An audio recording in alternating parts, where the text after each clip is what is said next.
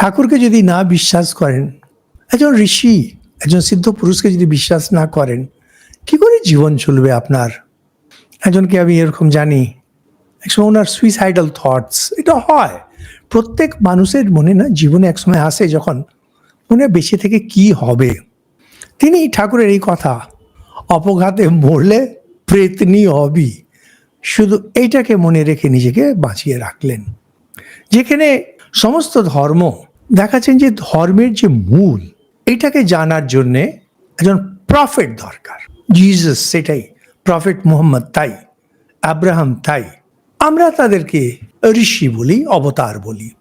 মানে আমাদের এখানে যারা আছেন এনারা সবাই কিন্তু একটি কথা বলেন, জগতের তুলনায় ঈশ্বর বেশি সত্য। এটা তো হতে পারে না যে সবাই ভুল বলছেন আর আমরা কিছু না পড়ে কিছু না করে আমরা সত্যকে জানি। কোনো সুস্থ মস্তিষ্কের লোক ডাক্তারকে দিয়ে ইঞ্জিনিয়ারিং করাবে না, ইঞ্জিনিয়ারকে দিয়ে ডাক্তারি করাবে না। যে ওয়েল্ডিং করতে জানে, লোহা কাটতে জানে, তার কাছে কি আপনি পায়ের অপারেশন করাবেন না। বিজ্ঞান পড়া লোকেদের কাছে ধর্মের কথা কেন শিখবো আমরা? ওয়াই? লেখক, সাহিত্যিক, কবি, এদের কাছ থেকে আমরা ধর্মের কথা কেন শিখবো? ওয়াই? লেখার কৌশল জানতে গেলে আমি তার কাছে যাব, বিজ্ঞানের তত্ত্ব জানার জন্য আমি বৈজ্ঞানিকদের কাছে যাব, ধর্মের কথা জানতে গেলে আমি তার কাছে যাব যারা ধর্মজীবন যাপন করেছেন, করছেন। সবাই একটাই কথা বলেন, ঈশ্বর সত্য।